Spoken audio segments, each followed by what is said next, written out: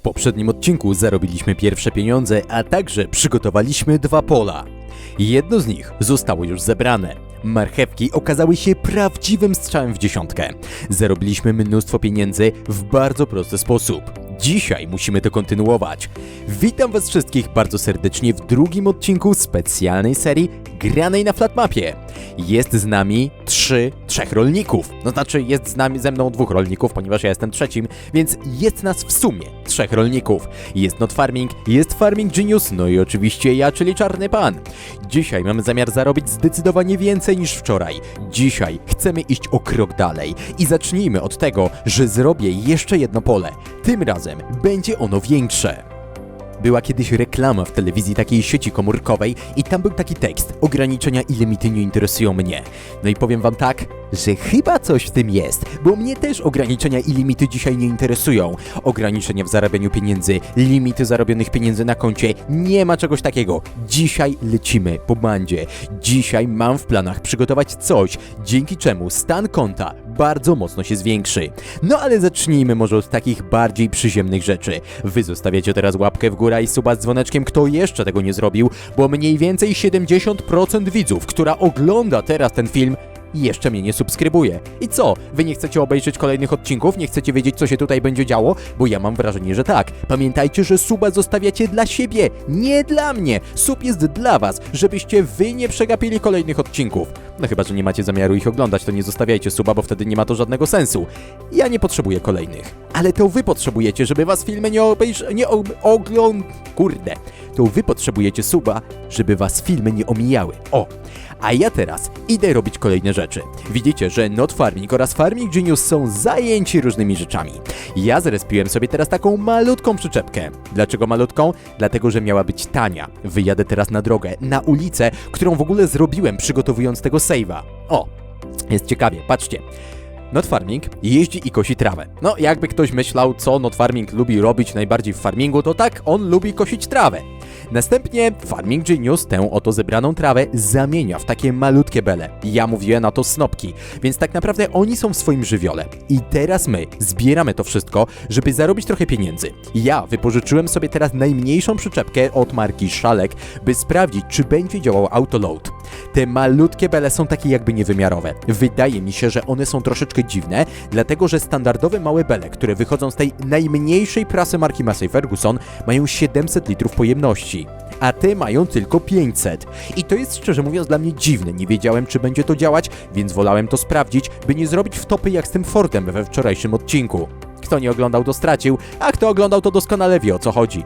Więc oni teraz będą robić dalej akcje z tymi belami. Ja postanowiłem, że robię pole, bo to jest dla mnie najważniejsze.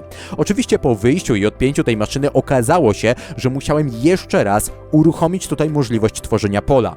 Mamy na to odpowiedniego moda. Nazywa się on... czekajcie, właśnie, wyleciała mi z głowy jego nazwa. Chciałem wam powiedzieć, jak ona się nazywa, jak się ten mod nazywa i mi wyleciało z głowy.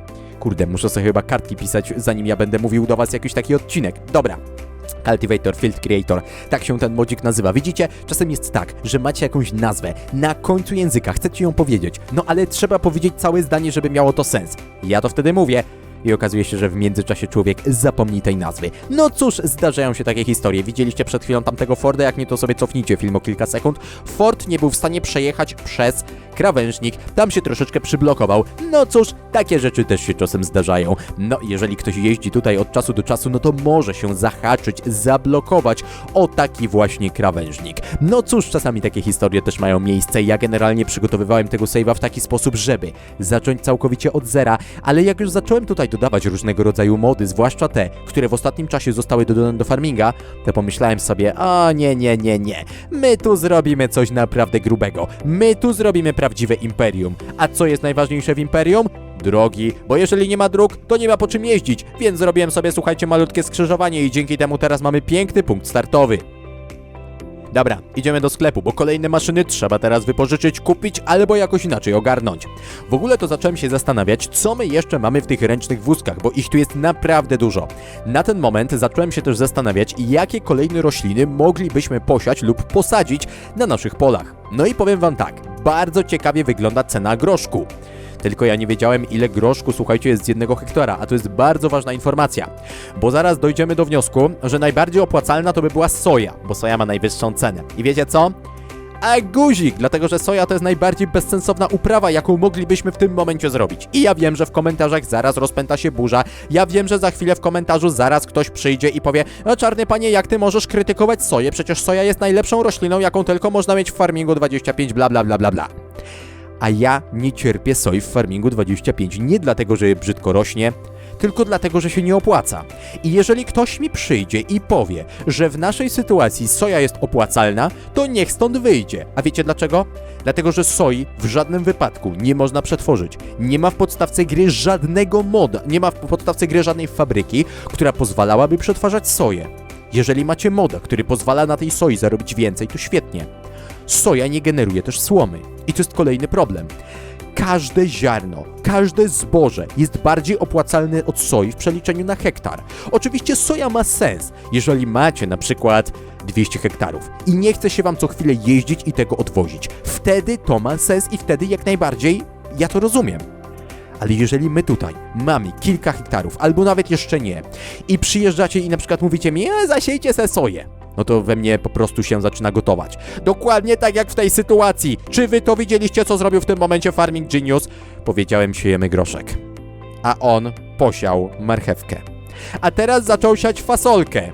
I gdybyśmy tutaj w tym momencie nie zaczęli interwencji, czyli gdyby Not Farming nie przyjechał i nie zniszczył tego wszystkiego, co tutaj zasialiśmy, to byłyby po prostu cyrki. A w tym momencie Farming Genius postanowił strollować nas jeszcze bardziej, dlatego że tutaj zasiał dosłownie wszystko. Troszkę bawełny, troszkę słonecznika, troszkę jakiegoś innego zielonego czegoś, więc tutaj było doskonale wszystko. No i cóż, Not Farming musiał przyjechać i niestety wszystko stależować, bo w przeciwnym razie to nie mielibyśmy za bardzo tutaj czego szukać na polu. Zdarzają się i takie błędy. Natomiast po wzięciu wszystkich za i przeciw doszliśmy do wniosku, że posiejemy tutaj mimo wszystko groszek. Dlaczego? Dlatego, że cena groszku jest wysoka, ale nie wiedzieliśmy, ile tego groszku w przeliczeniu na hektar będzie. Jeżeli się okaże, że tego groszku w przeliczeniu na hektar jest dużo, to zarobimy mnóstwo pieniędzy. Ale jeżeli będzie go mało, to zrobimy dokładnie to, co byśmy zrobili, gdybyśmy tutaj posiali soję, czyli zarobimy bardzo, bardzo mało. No a jak będzie? Przekonamy się za chwilę. I to wcale nie tak, że ja teraz rozjechałem Farming Geniusa dlatego, że go nie lubię, tylko po prostu go nie zauważyłem, bo jadąc tutaj patrzyłem się w telefon i liczyłem sobie kolejne rzeczy, co będzie się aktualnie opłacać. Także Farming Genius, przepraszam cię najmocniej, wcale nie miałem zamiaru ci rozjechać. I ja wiem, że połowa widzów mi teraz pewnie nie uwierzy i będzie pisać w komentarzu: czarny panie, zrobiłeś to specjalnie, bo on ci zepsuł tutaj pole. No nie, mimo wszystko zrobiłem to bardzo niespecjalnie i nie miałem zamiaru rozjechać Farming Geniusa w tym momencie. Rozjedziemy go później. Natomiast my jedziemy teraz robić kolejne rzeczy. Tak się składa, że wypożyczyłem sobie specjalny siewnik, który jest bardzo mały, bo ma tylko 4 metry szerokości roboczej, ale mimo wszystko jest to dużo lepsza maszyna od tych, które mamy do sadzenia ręcznego. No nie, czy wy to widzieliście? To był akt sabotażu. Not Farming, przepraszam, wziął belę, wziął tego snopka i wrzucił mi go prosto pod koła. Prosto pod mój siewnik. Oni chyba chcą, żebym ja tutaj, nie wiem, nauczył się szewskiej pasji chyba. No cóż, jedziemy w takim razie dalej, ponieważ my mamy do zrobienia mnóstwo kolejnych prac. Zobaczcie teraz tak, wziąłem sobie ten siewnik i tutaj 3 razy najpierw sprawdziłem, co będziemy siać, ponieważ doszliśmy do wniosku, że zasiejemy tutaj ziemniaki, a właściwie zasadzimy, bo tak naprawdę ta maszyna, którą mam teraz w ręce, to jest z jednej strony siewnik, a z drugiej sadzarka. No ja wiem, że nie jest to w 100% realne, no ale mimo wszystko jakieś drobne uproszczenia muszą być. Mamy w tym momencie pole, które jest zdecydowanie większe od poprzedniego. Gdybym chciał ogarnąć to ciągnikiem, musiałbym wypożyczyć specjalną sadzarkę przeznaczoną tylko i wyłącznie do sadzenia ziemniaków. Oczywiście nie chciałem tego robić, ponieważ to są dodatkowe koszty, to jest dużo czasu, mimo wszystko tamta sadzarka nie jest jakoś turbowydajna i można by było wypożyczyć sobie jedną, jeżeli w ogóle, bo nie mamy za bardzo pieniędzy. Ale skoro mamy już sprzęt, za pomocą którego możemy zaaplikować te ziemniaki do ziemi, to dlaczego z niego nie skorzystać? Mamy więc ręczne narzędzia i w trójkę w tym momencie jeździmy i biegamy tak naprawdę po polu. Może się wam to wydawać, że jest to mega wolne, ale prawda jest taka, że 8 km na godzinę i 3 rolników, którzy biegają tutaj z tymi narzędziami, to wcale nie jest taki zły wynik. Nie pamiętam dokładnie szerokości roboczej tej maszyny, wydaje mi się, że to było 1,40 m, tak mi się wydaje. No mimo wszystko nie jest to jakaś imponująca szerokość, ale no nie oszukujmy się, jeżeli mamy te pole tego typu jak tutaj, to ja tak naprawdę muszę zrobić 1/3 pola. Nie jest to jakoś bardzo dużo pracy. Jestem w stanie na spokojnie przejechać raz, drugi, trzeci, czwarty. Tutaj na końcu nawet zrobiliśmy sobie miejsce do zawracania i wychodzi to moim zdaniem naprawdę fajnie. Notfarming teraz prawdopodobnie przejedzie swój ostatni pasek tutaj, ale ja jeszcze z prawej strony będę musiał podjechać prosto do Farming Geniusa. Tak się składa, że akurat oni teraz musieli pojechać i napełnić swoje maszyny jeszcze raz. Okazało się, że ich maszyny po prostu wyczerpały zasiewy. To znaczy materiał siewny, o może tak, i zasiewy trzeba było przerwać.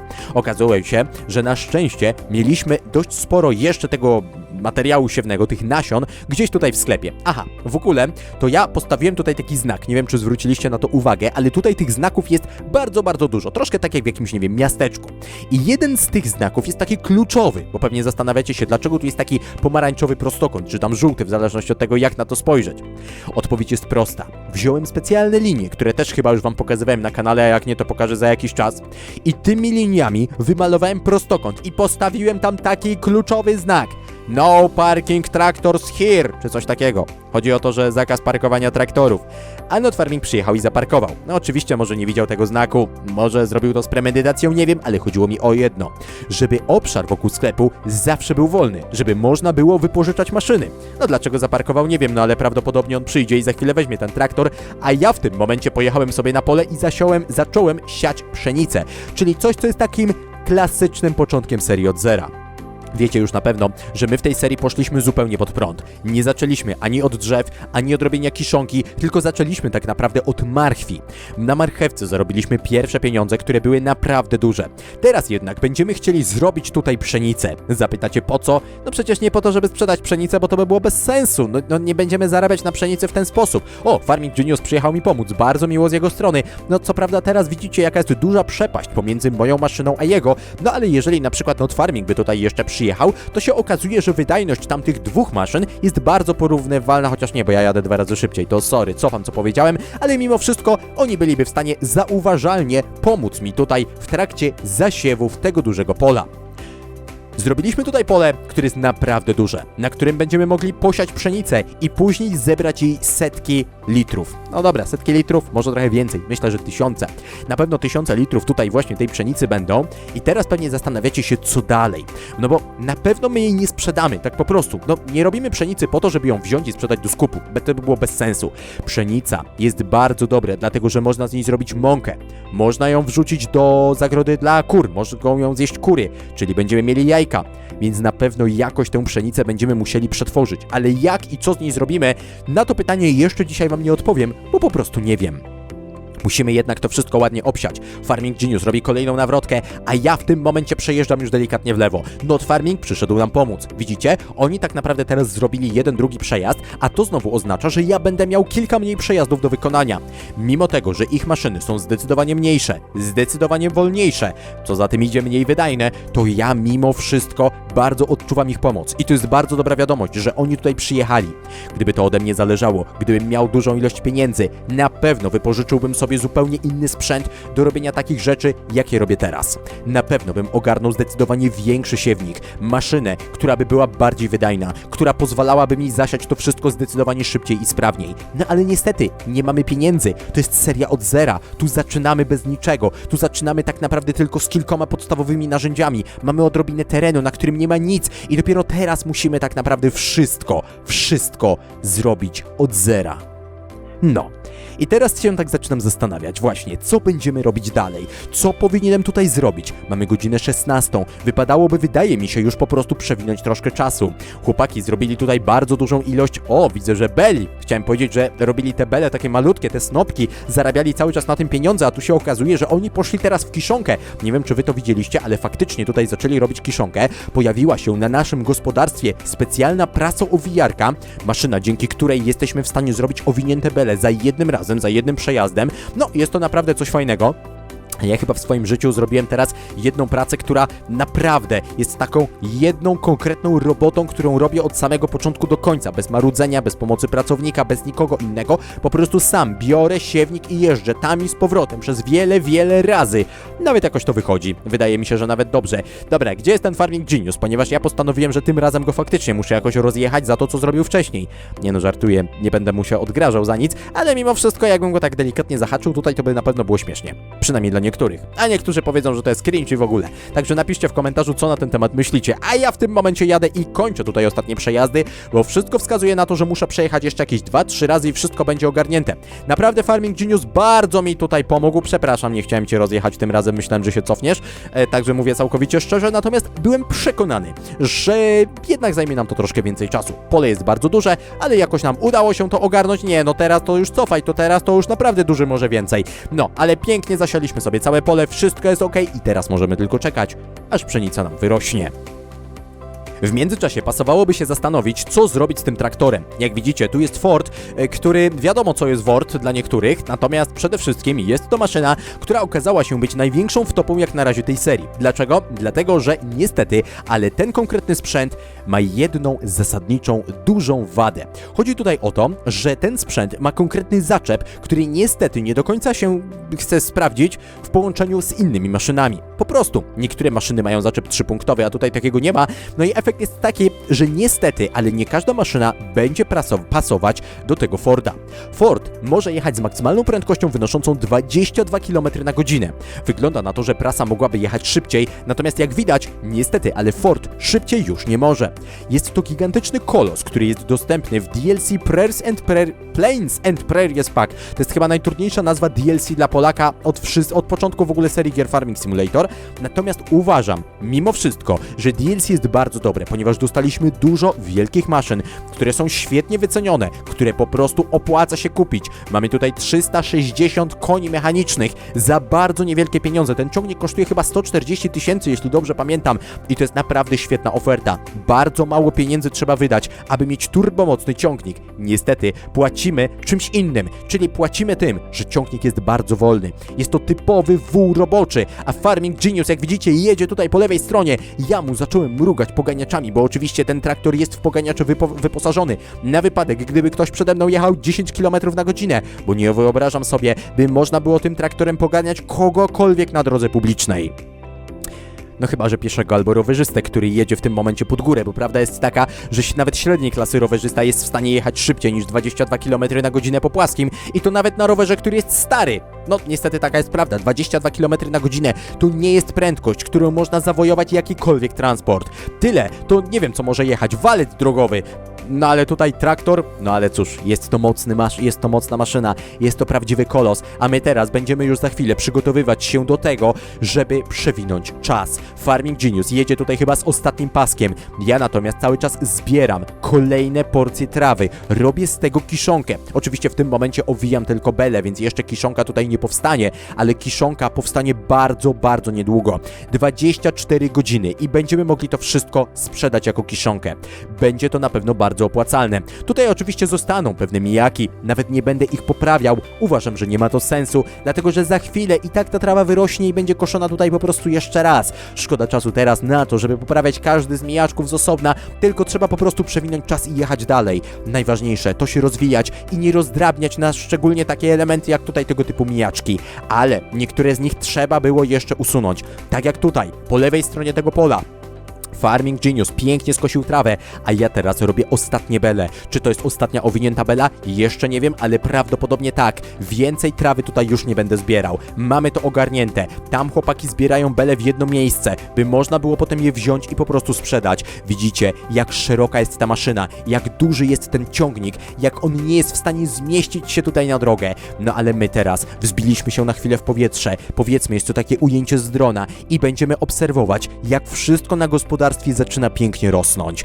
Mamy już kolejny dzień, mamy październik, mamy godzinę 13. Wszystko na naszym gospodarstwie jest wyrośnięte.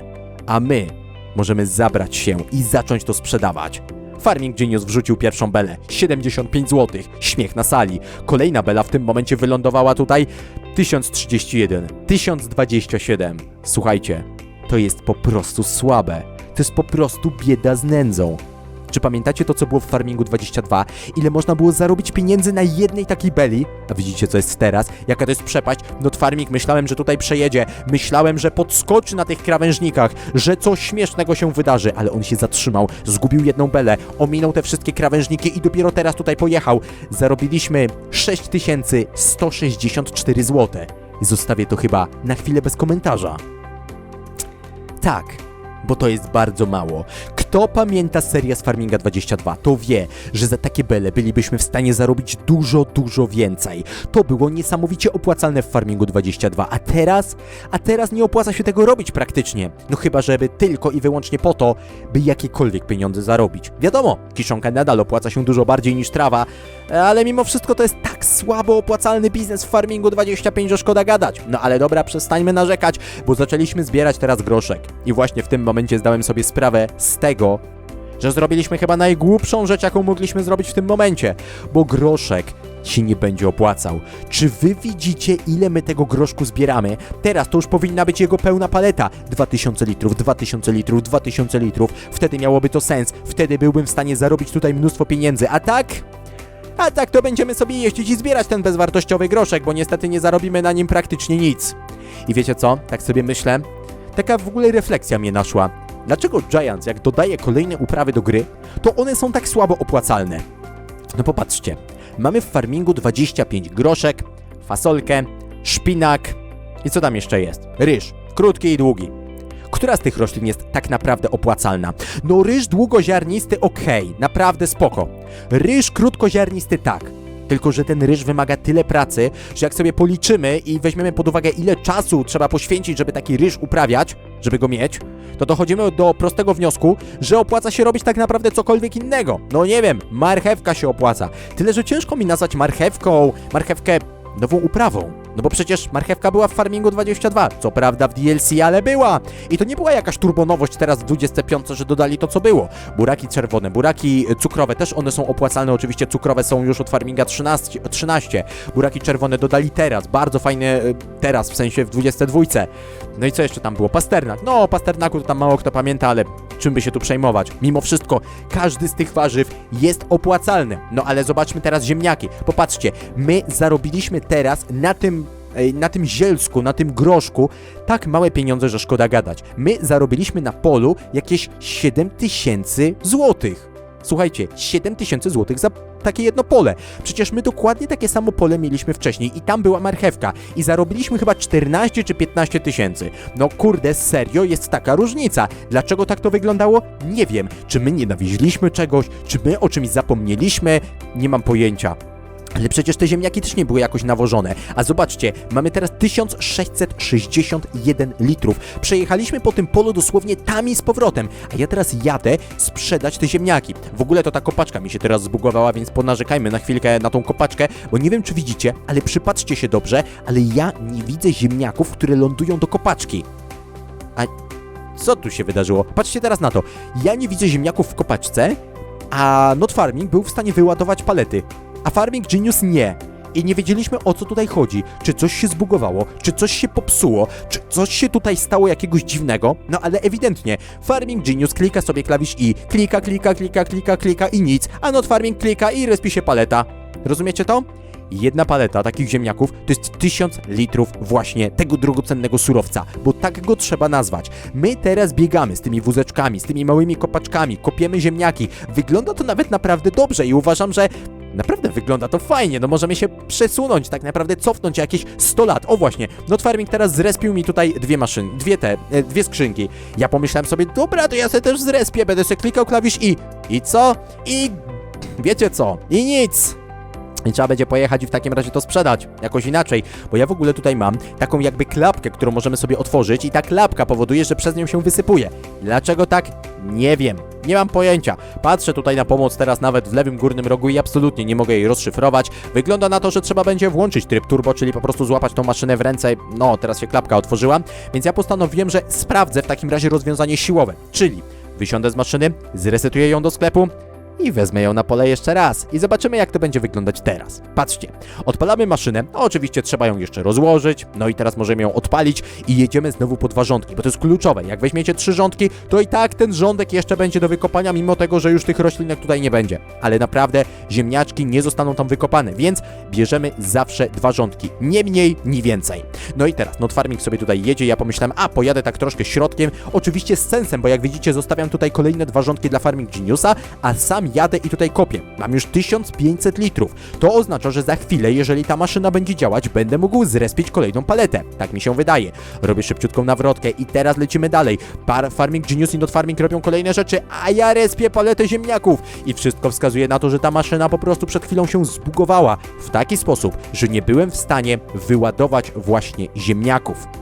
No i zobaczcie, tu po lewej stronie właśnie rośliny są zebrane, ale ziemniaki jeszcze nie są wykopane. Ja teraz kopię ziemniaki mimo tego, że już tutaj tych łęcin nie ma, tych zielonych elementów, właściwie uschniętych. No ale nie będę już się tym jakoś bardzo mocno przejmował. My te ziemniaki będziemy musieli zebrać. A jeżeli wam się dzisiejszy odcinek podobał i chcecie serduszko w komentarzu, to napiszcie świetne wykopki ziemniaków na płaskiej mapie i wtedy serduszko do was ode mnie powędruje. No i co? Na dzisiaj to już będzie praktycznie tyle. Ja jeszcze idę wykopać ostatnią porcję ziemniaków, wyładuję sobie tę paletę, a resztę zobaczycie jutro. Także cóż, do zobaczenia.